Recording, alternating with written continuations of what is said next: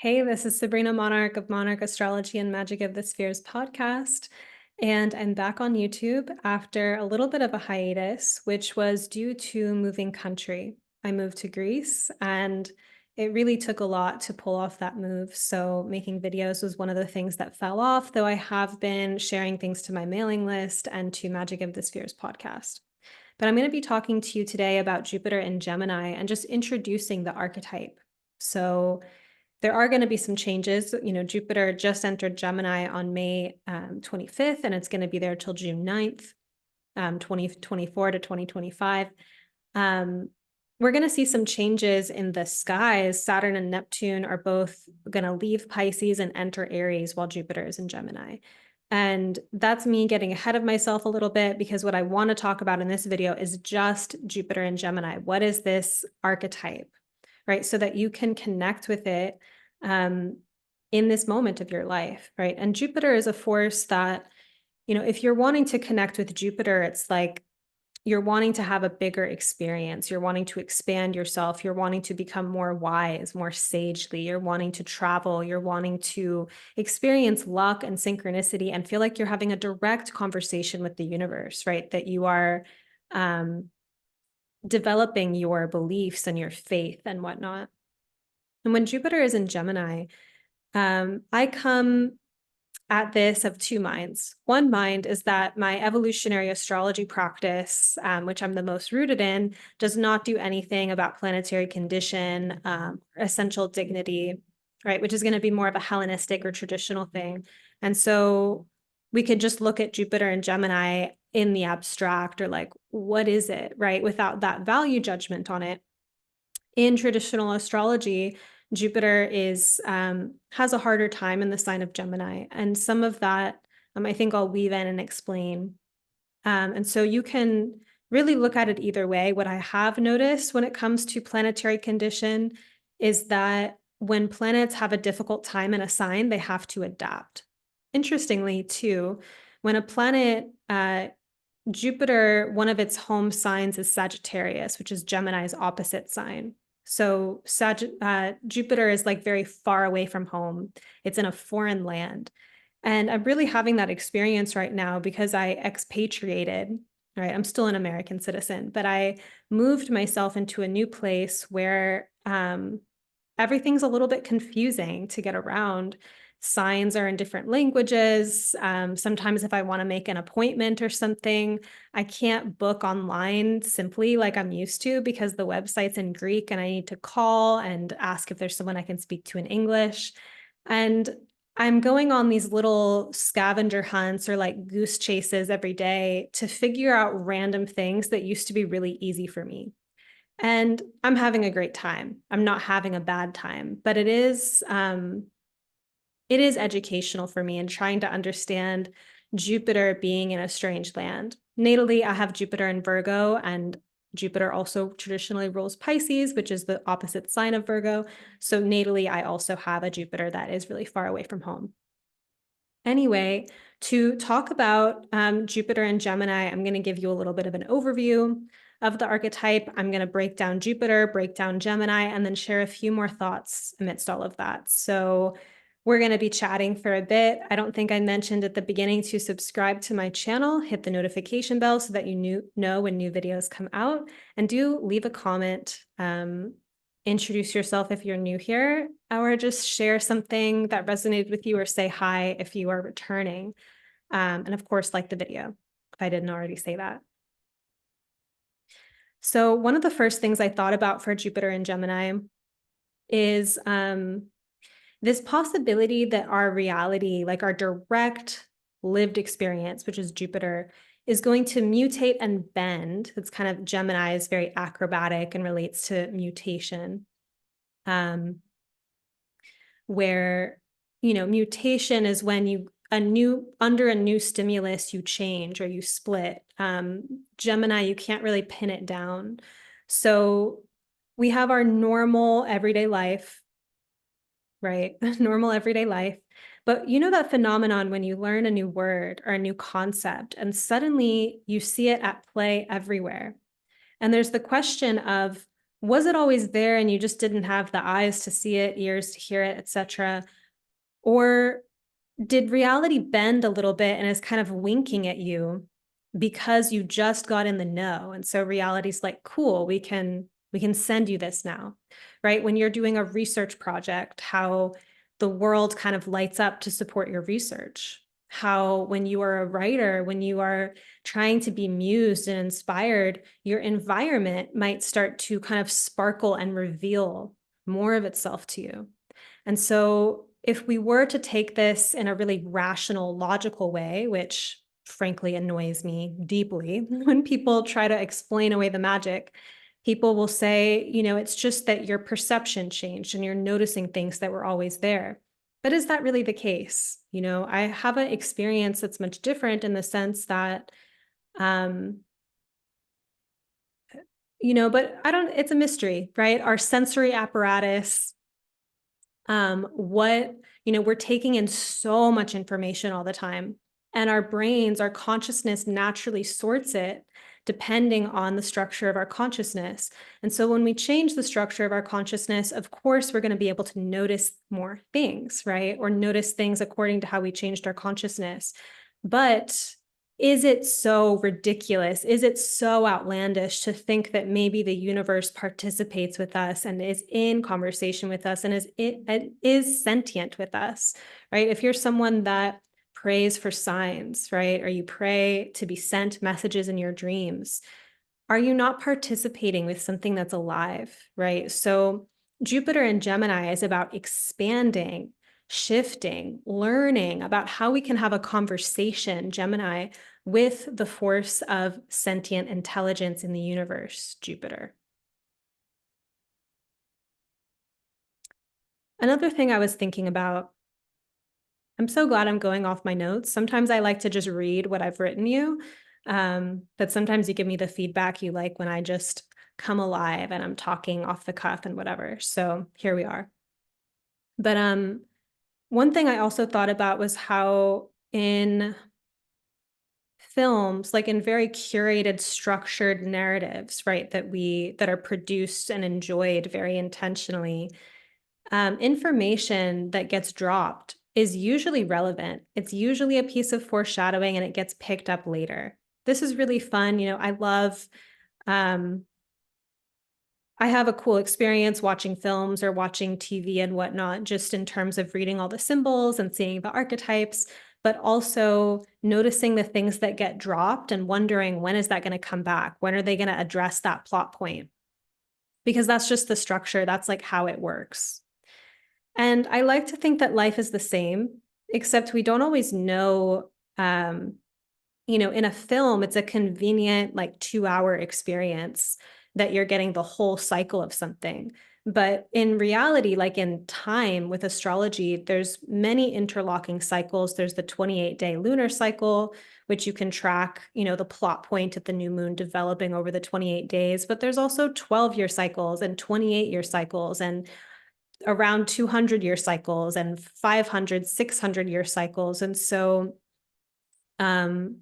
information that is getting dropped and then being picked up, we might not see that information get picked up, or we might not have the cue of like, okay, it's that 6-year point in a 12-year cycle. What happened 6 years ago? Now it's coming to a full moon moment in this cycle. Like, we don't have that skill set all of the time. So it looks like a lot of information is random. And we have to use our discernment when it comes to, if you start to look at all the information that's passing through you as meaningful, right? Every single person you cross in the street, I was meant to meet them. The license plate numbers that you see, like that's an angel number, that's a message for me. The bird, the gust of wind, like all of that suddenly being meaningful. People can go a little bit off around that. And it's a skill set, right, to be a diviner, to see symbols and read that. So I'm going to talk a little bit more about that in depth. But what we're looking at with Jupiter and Gemini is how we're making meaning, Jupiter, out of information, Gemini. And that's where you get that traditional understanding that Jupiter has a hard time in Gemini, right? Where if it's going to be really adapted and skilled, you're going to have someone, or an experience of like a really brilliant symbol reader. One of my best friends, the Jupiter and Gemini researcher, and just anytime I share with him an experience I'm having or a dream I had, his sight, his interpretation of it absolutely opens my world, blows my mind. Like he's really, really good at research and symbol synthesis and all of that. So it can be done with Jupiter and Gemini. And then also you can have the experience with Jupiter and Gemini of it being a little bit nonsensical, like the random is given too much meaning, where there's a difficulty around discerning what information is meaningful. And you can go to an excess of making meaning out of every little thing in a problematic way, or going to the opposite pendulum of being really rational and logical and nothing means anything because it's too much of a zoo out there. So I'm going to introduce Jupiter and Gemini, and then we'll put them together and break it down again.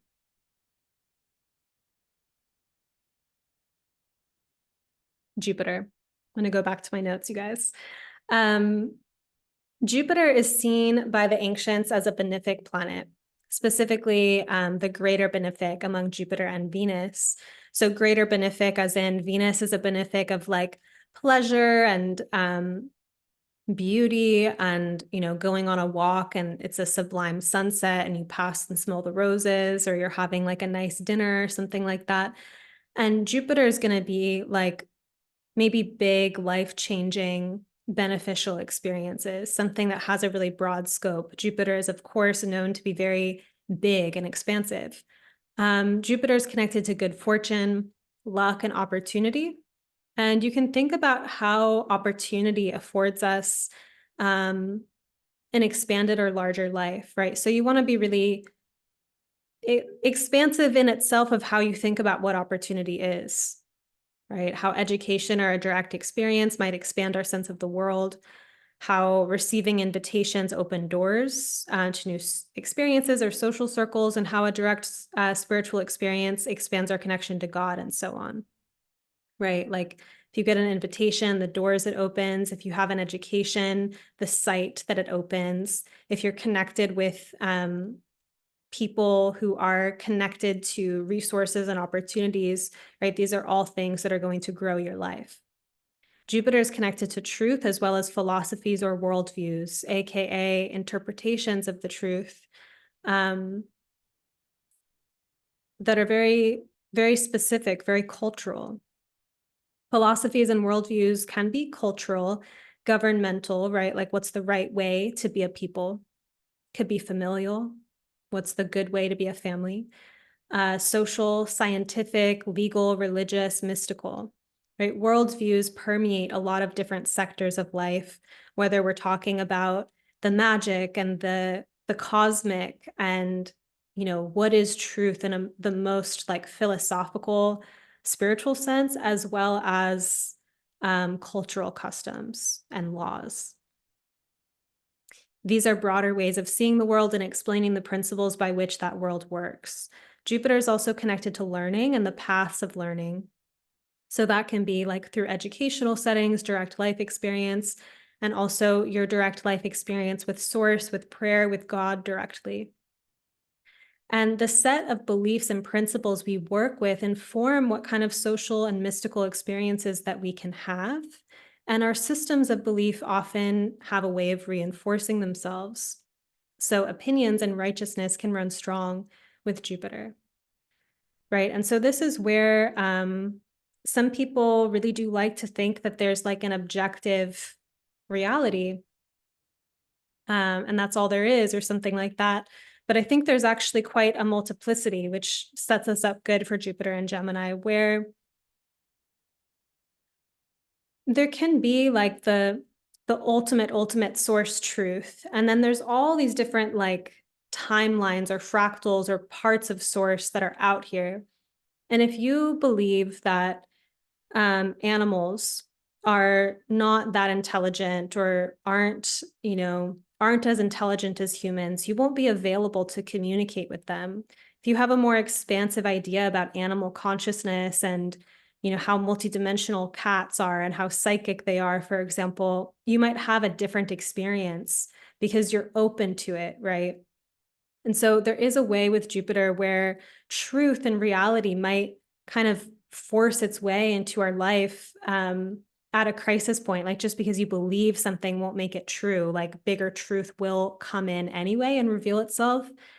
But there are a lot of places where what you choose to believe, what you unconsciously believe, will get reflected back at you and inform the kind of life that you're living. So with Jupiter in Gemini, we might want to think about becoming conscious of these things, like having that conversation about, what do I believe? What are the implications of my beliefs? Like, what is this creating in my life? Just to like start to think more, think differently about it with Jupiter and Gemini. And then Jupiter magnifies and expands what it touches, which can increase the good to a point of excess, right? It's like really going all out with partying and banquets and overspending and whatnot. It can be. And it can also dramatize the rest, the not so good. So truth can feel good, but it can also hurt. And sometimes when an area of our life passes under Jupiter's expanding influence, both its distortions of that area of our life and the wisdoms are revealed. It's like a blow up to breakthrough phenomenon. And, as someone who's very interested, like I love my incarnation most of the time. There are those moments, of course, where things feel really bad or you're like having an existential moment. But generally, I love being alive. And I'm very interested in this path, right? This like unfolding path that I'm on. And whenever things get really dramatic, like when things kind of blow up in my life in some way, it's actually getting big enough for me to see something.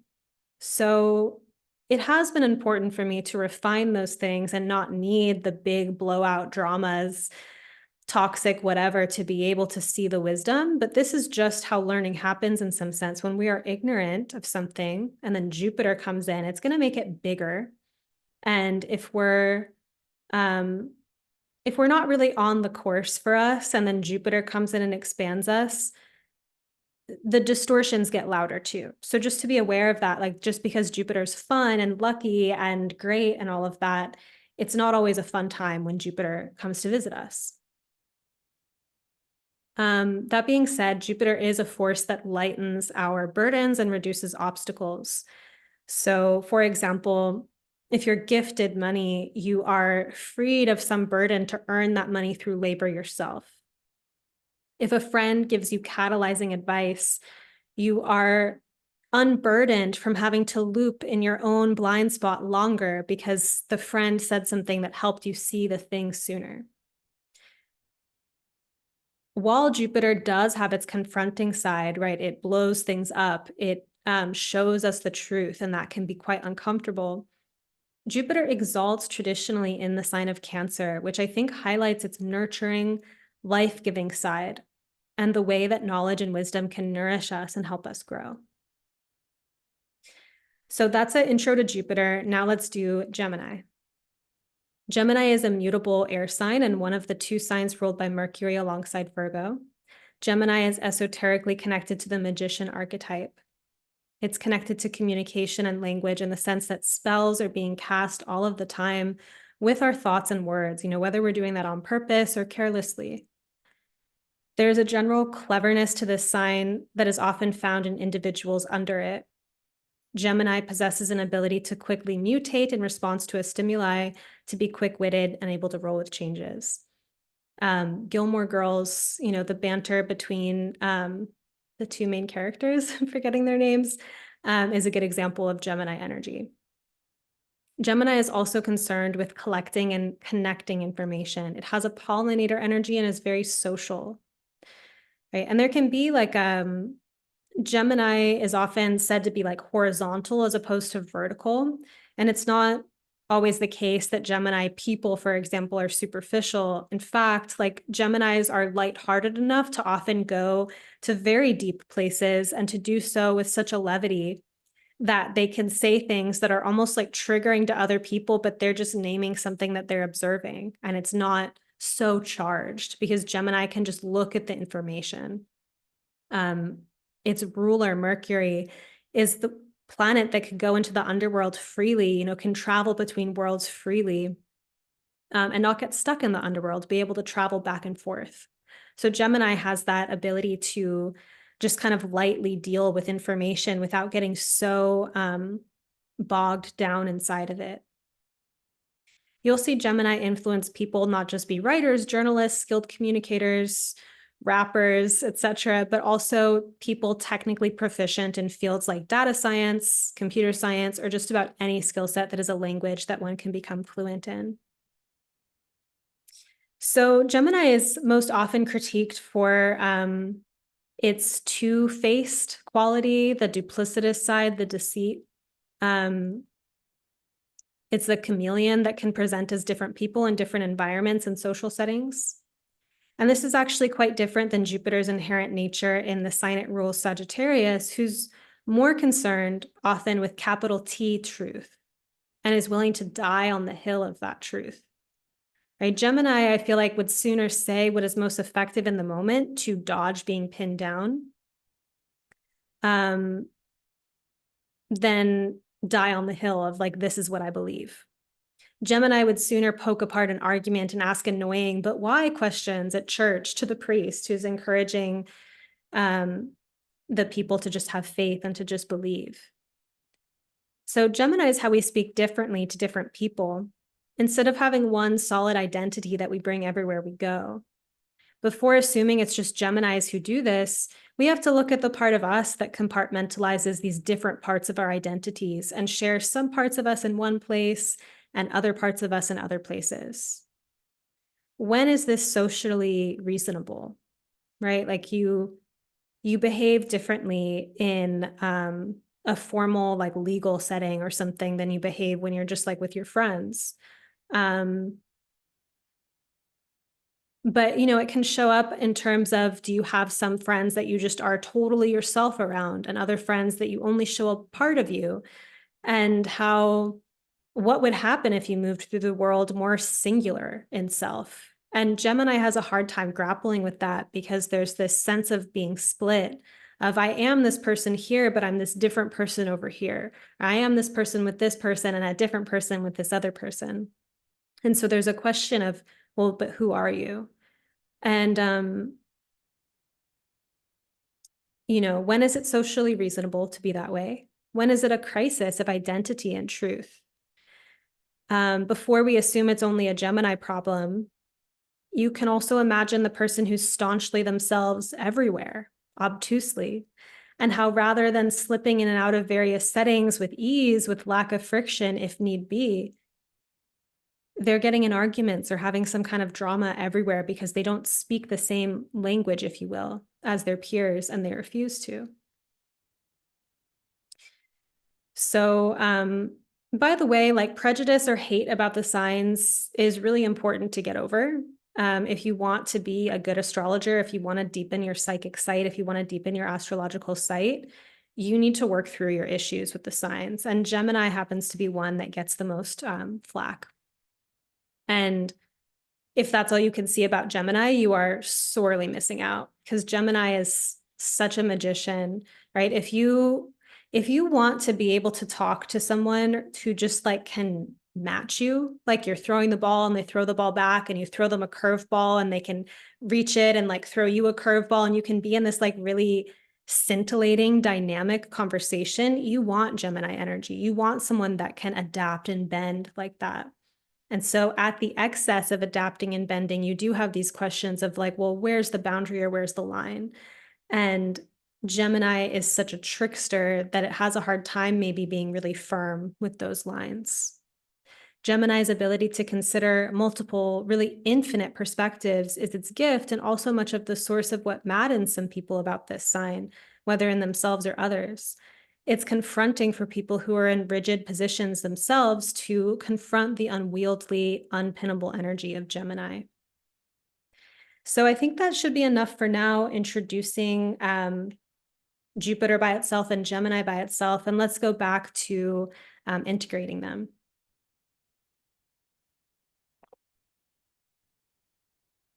So one thing I want to talk about are the benefits and excesses of gathering more perspective, right? Like, when is research enhancing your life, and when is it just you spinning in your wheels? Jupiter in Gemini brings auspicious energy into our lives through our willingness to learn about new things, take new pathways, geographically and figuratively, and to research things out of curiosity without having a really big, deep why as to the nature of the rabbit hole. Like, we're just curious, it's just interesting, it's just compelling. People who become too focused, narrow, or obsessive about their particular interest, who specialize, face limits in their ability to have conversations with people. Don't I know, as an astrologer? I love hanging out with other astrologers because I can freely, astrology isn't the only thing we talk about. We talk about everything, but we can share the shorthand, we can share the language of astrology, and it's not offensive. But in social situations, I've, long had to figure out and realize that it's really not always charming if I connect things that people are saying back to astrological archetypes, generally or in their own chart. It doesn't always land well. Some people, even just asking someone what their sign is can make someone grimace, and bring up for them, like, I am an autonomous being. Like, the stars do not determine who I am. Like, I choose my fate, or that's all bullshit, and people have their judgments of it. So in that same interaction, if I was trying to create connection, there's a lot of other topics I could bring up. I could find out what that person is interested in, and building the bridge, back to astrology. It's so interesting because I used to do this a lot when I was new at astrology. And I was almost like advertising what I was doing everywhere I went, just like out in the world physically, that I would have these conversations with people, get on the same page as them, chat about something we had in common, be curious about them, and then bring in astrology when they asked about me. And they'd be curious because I'd already created that connection and that rapport, versus if I just start off with astrology, right? Or like, I had a really like sweet encounter in an elevator. There was an old man and his daughter, and the man just like looked at me and so like earnestly just asked how I was doing. I was like, good, like, I not always good at having random conversation in elevators. And the daughter explained to me that that he had had a fall and that they were going to the doctor. And he was very sweet. There was something very like precious about him. And then she said to me, just like with conviction, Jesus still wants him here. And I just was able to meet her at that level of like, that's her spiritual system. And yes, like prayers, like sending care, I don't like get unnerved by like, oh, she said that thing about Jesus, and, Jesus doesn't offend me and whatnot. But in a similar way, if it's a full moon out and there's something chaotic happening, and I look over to someone and I'm just like, it's the full moon, that person might be like, yeah, or they might be like, you're crazy. So when we bring our perspectives, when we bring our opinions into a social environment, there's a friction that it creates. And Gemini is really about building these bridges where we can be conversant about the same reality. Or we can debate and argue across ideological lines and perspectives, which in a lot of people's experience, you don't really get anywhere unless you can actually build that bridge and actually get on the same page. So focus and specialty can have a way of guiding people. Certainly, my understanding of reality through astrology and archetypes has profoundly guided me in my life and given me a sense of spiritual conceptual structure that has really opened and expanded many different choose your own adventures and portals and whatnot. But there's something coherent about it all.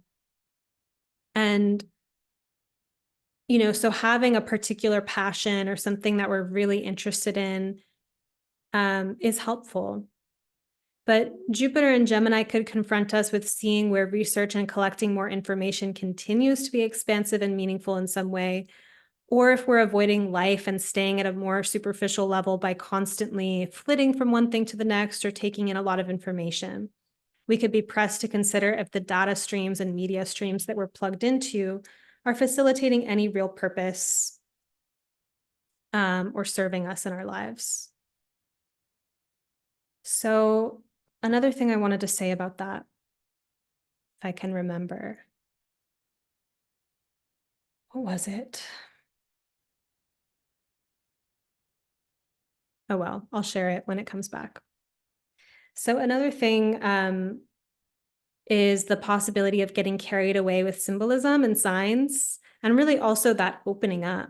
Last time Jupiter was in Gemini, I had profound realizations about how you could find, tarot readings just like out on a table with the cups that were on the table, for example.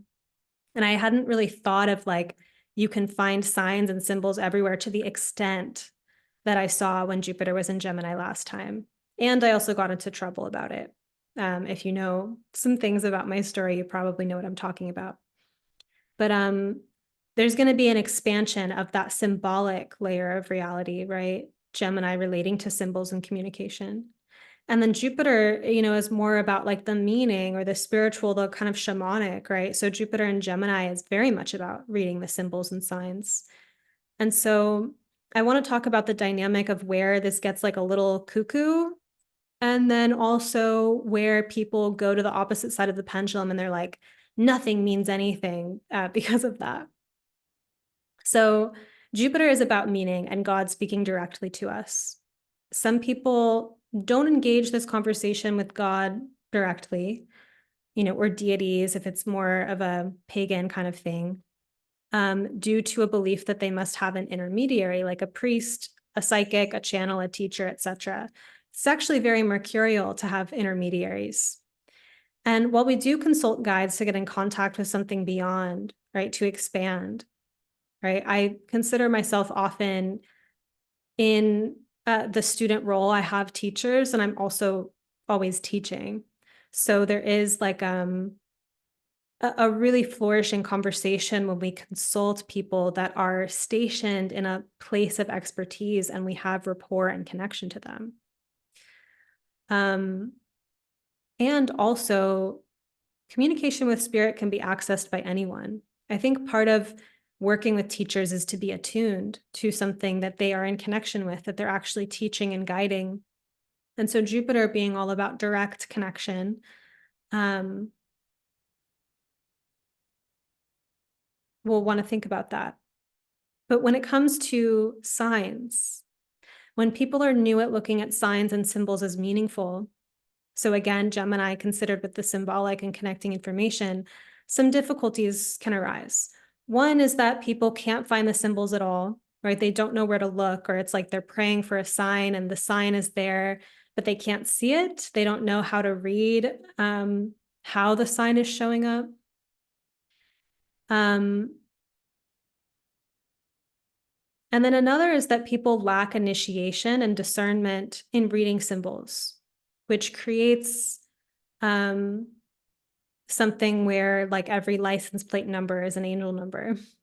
One time, I have a good story about this actually, because I got really into angel numbers some time ago. And there was a time where I thought I was going to move. I was living in one place. I didn't end up moving, but I was looking at other places. And I talked to a woman who had like a place listed, and it was like really odd. Like it was a place, it was a secret address. It was like for women that were like hiding from abusers, basically, which was not really what I was looking for. I just was looking for a place to live. And I think I liked the pictures of the backyard or something like that. And I was young and I was like, whatever, I can live in this house. And so weird vibes already from the person. Like she was like interesting person. And I'm on the way to meet her at the the gas station meeting place where she can check me out and see if it's okay for me to follow her to the actual house.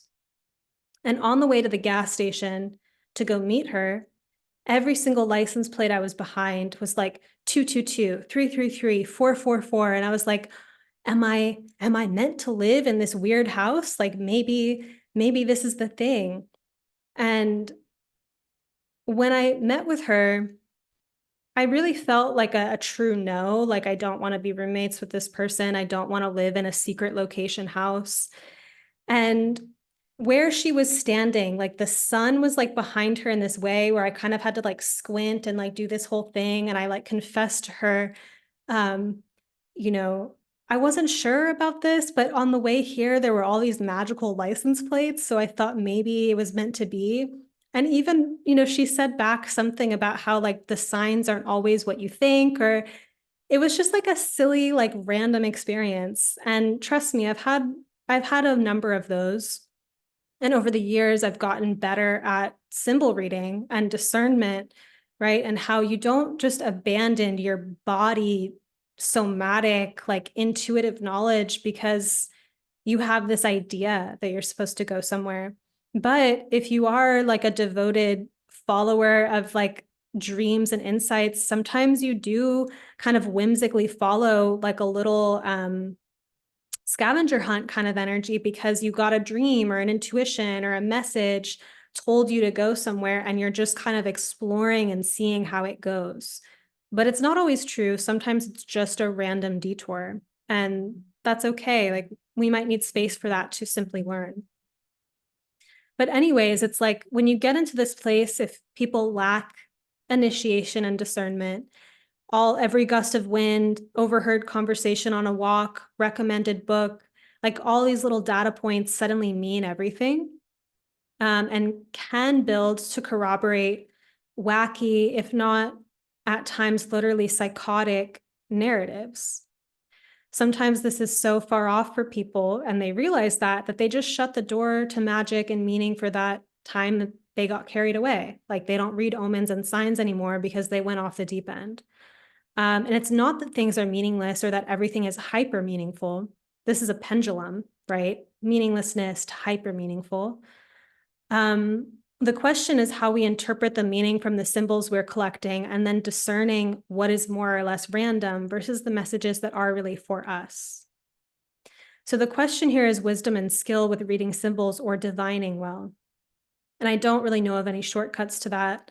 I think it helps to have skilled peers or teachers, like people that you really trust, right? And when I first was starting to get into this world, I didn't immediately know all the good people. I think I'm very well networked now and know a lot of profoundly like skilled, integrous practitioners.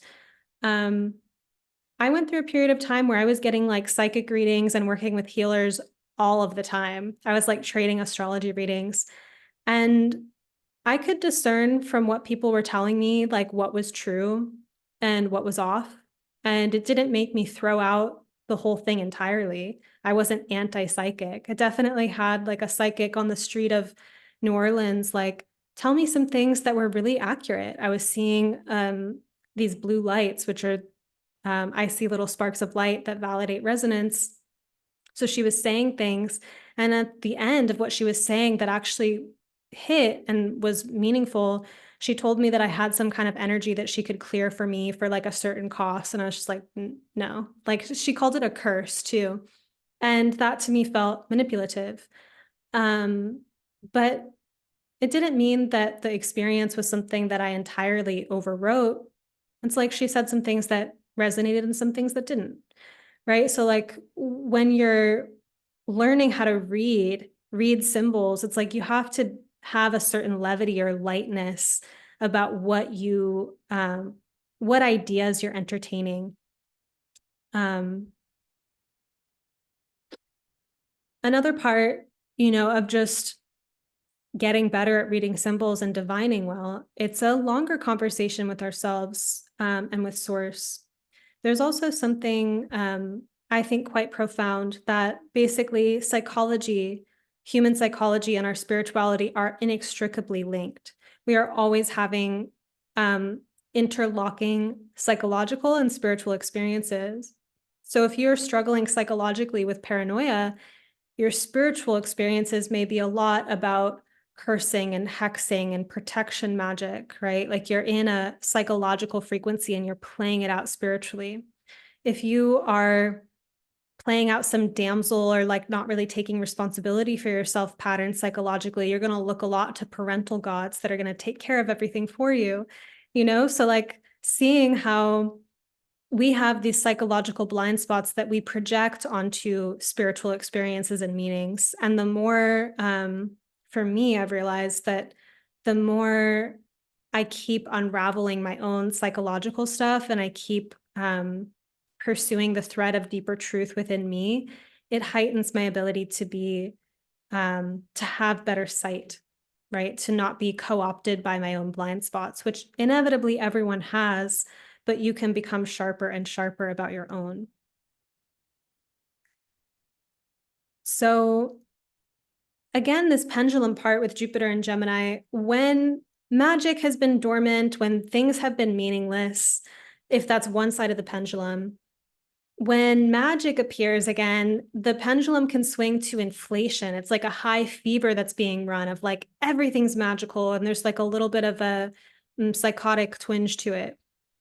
And you know, opening the waters of symbolic meaning requires a willingness to be detached to an extent, as we sort through what things mean.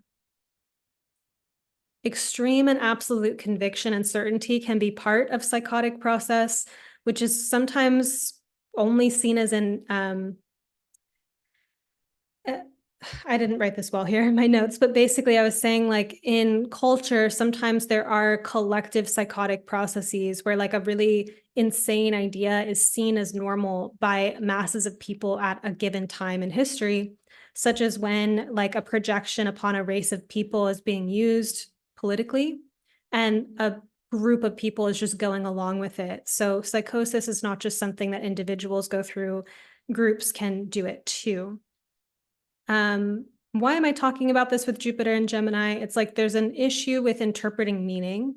And sometimes when we jump to conclusions based off of some data points and then come up with some absurd truth and then believe in the absurd truth, it's like that is a risk.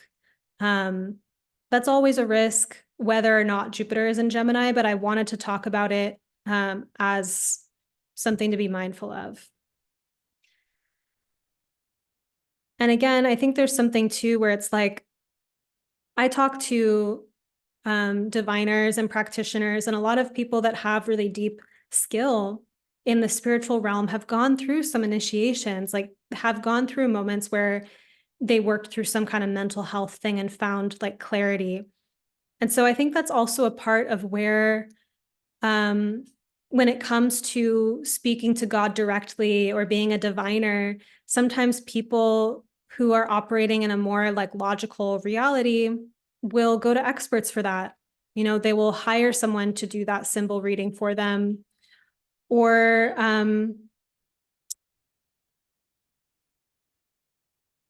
yeah, like, or in the case of structured or organized religion, sorry, someone was at the door and it just, I'll be right back. I was saying this could be the comfort for some people of like Christianity or structured religion, where there's a really clear system of like, what is the truth? And here's how to pray to an extent. And there's like an authority set up. As opposed to when you're just in the spiritual wilderness working with deities and spirits, and it gets like a little bit chaotic for some people before you find the discernment of like, what are your spiritual boundaries and how do you have spiritual protection and what's going on for you psychologically? And so sometimes because things get chaotic when you open the world of symbol, people will go to the extreme of inflation or that whole thing, or just shut it down entirely, or refer to experts. And certainly if you are having a kind of like spiritual crisis, consulting a skilled guide to support you in that is really relevant. Another way I see people avoid or negate the spiritual wilderness, the chaos, is to become hyper logical and rational, and to appropriate, rationalism and science and like the current scientific thought of the day as the truth, and experts as the priests in a de facto kind of way. And that can be a dogma, to think of the current social norms of the day as truth instead of looking at it as a worldview, right? It's like we have to be able to get beyond our own, like just because something is culturally normal, when we look back at what was culturally normal some 100 years ago, we wouldn't still abide by all those values. So to be able to see, like, where do these cultural norms even come from? What's the logic of them? And you can look at that like loosely and have space to see nuance, or some people can get really dogmatic and equate it with fact. When, debates for truth are always running within fields of study. Segueing a little bit from the theme, just to like also add here that we can't be experts in everything. So naturally we are working with intermediary experts. So it's a very kind of Mercury Jupiter thing all the time, in terms of like, you don't do plumbing for example, so you work with a plumber. And there's a degree of faith and trust, like having that bridge where it's like, I know this person knows their stuff and I'm trusting their insight and expertise. And where that's going to be important for you with Jupiter and Gemini, and where also you might have to think more critically or ask better questions and not just assume things. Truth, Jupiter is something that can be very contested, Gemini, Mercury. Like, which choose your own reality is it kind of thing. And the way it looks with AI and like the kind of deep fake stuff and like that technology, like I don't know how that's being managed or regulated, for example, but some time ago there was that proliferation of fake news, and people had to be more, think critically about what they were reading. I'm sure like when the printing press came out and like pamphlets and whatnot, that maybe it was easy to think that just because something was in print, it was true. Is it going to get to the point where just because something is on video or audio, like it's not actually real, it's a fake? That's going to be very confusing and scrambling for people. And I think I just wanted to mention that as like a social part of Jupiter and Gemini, of like, there's information, but what's true as an issue behind it. So we may have some moments through this transit of philosophical wandering or appearing to be lost. Sometimes, however, we're following these breadcrumb trails without even really knowing it until we're further along and can make the connection between our experiences and our studies. So if you want to have a little bit more grounding inside of Jupiter and Gemini and following the trails of information and whatnot, learn about your own intuition and your own like somatic psychological grounding. Because the more that we are in connection and intimate with ourselves and uncovering and like working through our own stuff, the sharper our discernment becomes about reading symbols. And then expansion through mindset or spiritual technology. Jupiter has to converse with Mercury to get things done during this transit while it's in Gemini. So that may mean in order to experience the expansion and magic and good fortune available to us, there's some degree that our minds, Gemini, need to get on board. So if we did approach thoughts and words as spells, the question here is how efficacious our ways of thinking are, or what paths they are leading us down. So thoughts aren't everything. We're not just manifesting because we think and say things. There's a deeper, unconscious, embodied element that's like holding a lot of weight and gravity in terms of what we're magnetizing and manifesting. But thoughts certainly do help. And if you can have those kind of clever turns of mind, like see things from a different perspective, that unlock something, that lightens something up for you, that helps you like outsmart a rigid ego pattern that you have, like just thinking about things in a different way as a form of expansion is going to be part of this transit. You can think also about the different ways that you can get more creative about supporting your mind to be on board with things. So I was thinking about glamour magic, for example, and how I've long learned that when I'm getting ready in front of the mirror, that I really refrain from negative self-dialogue that's really like harsh and mean and critical, because it does not serve me. It's like, imagine I'm like doing my eyeliner and I'm just like thinking something mean about myself. It's like, while I'm doing the action, let me think thoughts that are actually really kind, things that I can believe in, so that my thoughts are supporting my intention of being beautiful, for example. And that doesn't mean that I use those thoughts to avoid taking care of my skin and washing my face or doing concrete things, fashion, whatever, but just that I'm allowing my mental thoughts to support my intention, as opposed to having this like obnoxious chatter that's really going against what I'm seeking to achieve. So that's the kind of thing about Gemini in the mental realm, is that it's just kind of monkey mind. It'll do whatever. And the mind can also be, the mind can get on board with intentions or programs. And so the question is your mind and chatter running you, or are you able to kind of quiet and harness the mind to support a deeper intention that you have? So one last thing amidst all of that is just spiritual technology. When your friends or people that you see like really have something, they have codes, they have something good going for them in terms of like they really understand how to talk to the universe, they understand prayer, something like that. Just asking them how they pray, or tips they have. Like, I really adore learning about how other people pray, because it expands my own like repertoire of what's possible. So just being in conversation, Jupiter and Gemini, about spiritual life and prayer and magic and all of that could also be really expansive at this time. So with all of that, I wish you blessed passages in the Jupiter and Gemini transit. Please welcome me back to YouTube. Every time I get on video, I'm a little bit shy, but especially when I've been gone for a while. So I would love to hear from you in the comments. And welcome if you're here, if you're new for the first time. Part of why I love being on YouTube is that new people find me every time I post a video, and it's a really great way to meet you. I do readings. My books are actually open right now. And I also teach evolutionary astrology courses. I have one in session right now, but I'll be announcing course dates for that soon. Do sign up for my mailing list also for news about all my courses and events and writings and whatnot. Thank you so much for being here. And I hope that you got something from this video that will support you during this transit.